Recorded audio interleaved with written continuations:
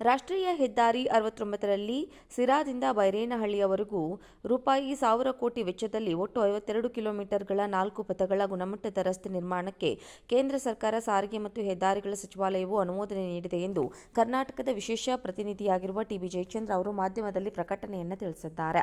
ಸಚಿವಾಲಯವು ಈ ಕಾಮಗಾರಿಯನ್ನು 2024-25ನೇ ಸಾಲಿನ ವಾರ್ಷಿಕ ಮಂಜೂರಾತಿ ಮೀಸಲಾತಿಯಲ್ಲಿ ಸೇರಿಸಿ ಅನುಮೋದನೆ ನೀಡಿದೆ ಎಂದು ಅವರು ತಿಳಿಸಿದ್ದಾರೆ. ಅನುಮೋದಿತ ಯೋಜನೆಯ ಪ್ರಕಾರ ಅಂದಾಜು ವೆಚ್ಚ ವಿವರವನ್ನು ಶೀಘ್ರವೇ ಸಚಿವಾಲಯದ ಪ್ರಧಾನವಾದ ಕಚೇರಿಗೆ ಸಲ್ಲಿಸಬೇಕು ಎಂದು ಸಚಿವಾಲಯದ ಕಾರ್ಯನಿರ್ವಾಹಕ ಎಂಜಿನಿಯರ್ ಎ. ಮೌಲಿಕ್ ಅವರು ಸೂಚಿಸಿದ್ದಾರೆ.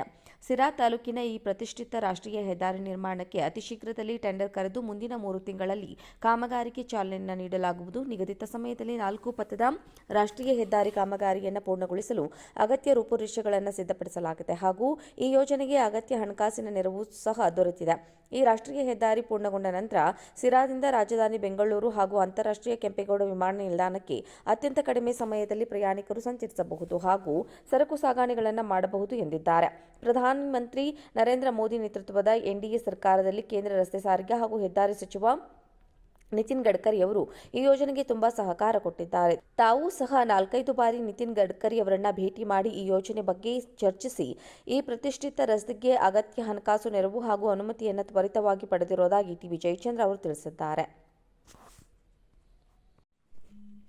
ರಾಷ್ಟ್ರೀಯ ಹೆದ್ದಾರಿ 69ರಲ್ಲಿ ಸಿರಾದಿಂದ ಬೈರೇನಹಳ್ಳಿಯವರೆಗೂ ರೂಪಾಯಿ 1,000 ಕೋಟಿ ವೆಚ್ಚದಲ್ಲಿ ಒಟ್ಟು 52 ಕಿಲೋಮೀಟರ್ಗಳ 4 ಪಥಗಳ ಗುಣಮಟ್ಟದ ರಸ್ತೆ ನಿರ್ಮಾಣಕ್ಕೆ ಕೇಂದ್ರ ಸರ್ಕಾರ ಸಾರಿಗೆ ಮತ್ತು ಹೆದ್ದಾರಿಗಳ ಸಚಿವಾಲಯವು ಅನುಮೋದನೆ ನೀಡಿದೆ ಎಂದು ಕರ್ನಾಟಕದ ವಿಶೇಷ ಪ್ರತಿನಿಧಿಯಾಗಿರುವ ಟಿ.ಬಿ. ಜಯಚಂದ್ರ ಅವರು ಮಾಧ್ಯಮದಲ್ಲಿ ಪ್ರಕಟಣೆಯನ್ನು ತಿಳಿಸಿದ್ದಾರೆ.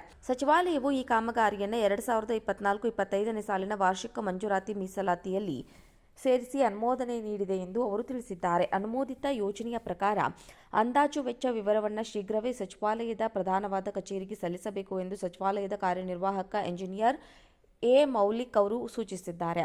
ಸಿರಾ ತಾಲೂಕಿನ ಈ ಪ್ರತಿಷ್ಠಿತ ರಾಷ್ಟ್ರೀಯ ಹೆದ್ದಾರಿ ನಿರ್ಮಾಣಕ್ಕೆ ಅತಿ ಶೀಘ್ರದಲ್ಲಿ ಟೆಂಡರ್ ಕರೆದು ಮುಂದಿನ 3 ತಿಂಗಳಲ್ಲಿ ಕಾಮಗಾರಿಗೆ ಚಾಲನೆಯನ್ನು ನೀಡಲಾಗುವುದು. ನಿಗದಿತ ಸಮಯದಲ್ಲಿ 4 ಪಥದ ರಾಷ್ಟ್ರೀಯ ಹೆದ್ದಾರಿ ಕಾಮಗಾರಿಯನ್ನು ಪೂರ್ಣಗೊಳಿಸಲು ಅಗತ್ಯ ರೂಪುರೇಷೆಗಳನ್ನು ಸಿದ್ಧಪಡಿಸಲಾಗಿದೆ ಹಾಗೂ ಈ ಯೋಜನೆಗೆ ಅಗತ್ಯ ಹಣಕಾಸಿನ ನೆರವು ಸಹ ದೊರೆತಿದೆ. ಈ ರಾಷ್ಟ್ರೀಯ ಹೆದ್ದಾರಿ ಪೂರ್ಣಗೊಂಡ ನಂತರ ಸಿರಾದಿಂದ ರಾಜಧಾನಿ ಬೆಂಗಳೂರು ಹಾಗೂ ಅಂತಾರಾಷ್ಟ್ರೀಯ ಕೆಂಪೇಗೌಡ ವಿಮಾನ ನಿಲ್ದಾಣಕ್ಕೆ ಅತ್ಯಂತ ಕಡಿಮೆ ಸಮಯದಲ್ಲಿ ಪ್ರಯಾಣಿಕರು ಸಂಚರಿಸಬಹುದು ಹಾಗೂ ಸರಕು ಸಾಗಣೆಗಳನ್ನು ಮಾಡಬಹುದು ಎಂದಿದ್ದಾರೆ. ಪ್ರಧಾನಮಂತ್ರಿ ನರೇಂದ್ರ ಮೋದಿ ನೇತೃತ್ವದ ಎನ್ಡಿಎ ಸರ್ಕಾರದಲ್ಲಿ ಕೇಂದ್ರ ರಸ್ತೆ ಸಾರಿಗೆ ಹಾಗೂ ಹೆದ್ದಾರಿ ಸಚಿವ ನಿತಿನ್ ಗಡ್ಕರಿ ಅವರು ಈ ಯೋಜನೆಗೆ ತುಂಬಾ ಸಹಕಾರ ಕೊಟ್ಟಿದ್ದಾರೆ. ತಾವು ಸಹ 4-5 ಬಾರಿ ನಿತಿನ್ ಗಡ್ಕರಿ ಅವರನ್ನ ಭೇಟಿ ಮಾಡಿ ಈ ಯೋಜನೆ ಬಗ್ಗೆ ಚರ್ಚಿಸಿ ಈ ಪ್ರತಿಷ್ಠಿತ ರಸ್ತೆಗೆ ಅಗತ್ಯ ಹಣಕಾಸು ನೆರವು ಹಾಗೂ ಅನುಮತಿಯನ್ನು ತ್ವರಿತವಾಗಿ ಪಡೆದಿರುವುದಾಗಿ ಟಿ.ಬಿ. ಜಯಚಂದ್ರ ಅವರು ತಿಳಿಸಿದ್ದಾರೆ.